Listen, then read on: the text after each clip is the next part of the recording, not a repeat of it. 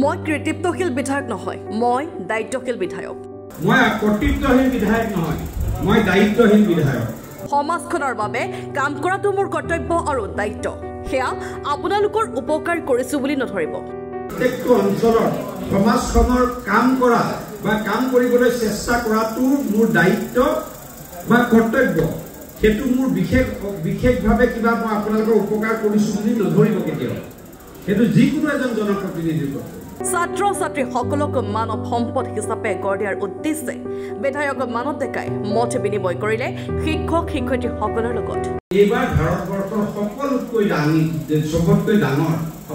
ডাঙৰ যিটো শ্ৰেষ্ঠ যুৱ বৈজ্ঞানিক বঁটা আমাৰ চিৰাজুলি ছোৱালী এগৰাকীয়ে পাইছে। তাৰমানে অকল অসমতেই নহয়, ভাৰতবৰ্ষতো আমি শিক্ষাৰ ক্ষেত্ৰত মানৱ সম্পদৰ ক্ষেত্ৰত অৰিহণা যোগাই আছো। যদি সকলোতকৈ বেছি অসমখনক মানৱ সম্পদ কোনোবাই যোগান ধৰিছে, সেয়া লখিমপুৰ আৰু ধেমাজিৰ ব্যক্তিসকলে ধৰিছে, হয়নে নহয় আপোনালোকে?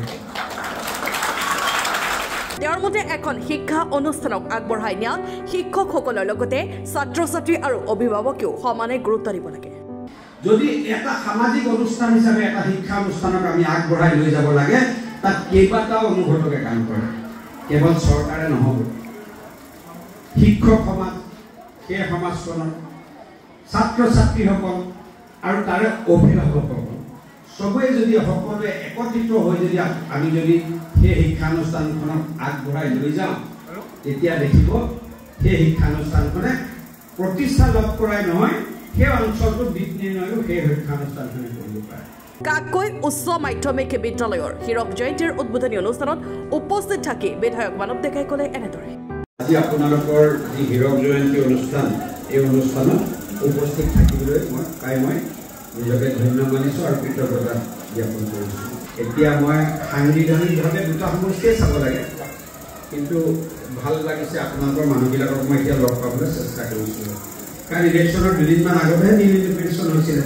এতিয়া মই ইলেকশ্যনৰ পিছত প্ৰত্যেক দিনা আপোনালোকে মোক যদি ছ'চিয়েল মিডিয়াত দেখে, মই গগীনদী মংগল বুলি বুজাইছোঁ। তাৰমানে পুৰণা ঢকিয়াখনৰ পৰা যিখিনি অঞ্চল মোৰ তাত সোমাইছে, তাতে আপোনালোকে মোক দেখা পাব। আৰু জনপ্ৰতিনিধি হিচাপে আপোনালোকক ন্যায় দিয়াটো মোৰ কৰ্তব্য। Bureau report, Lakhimpur today.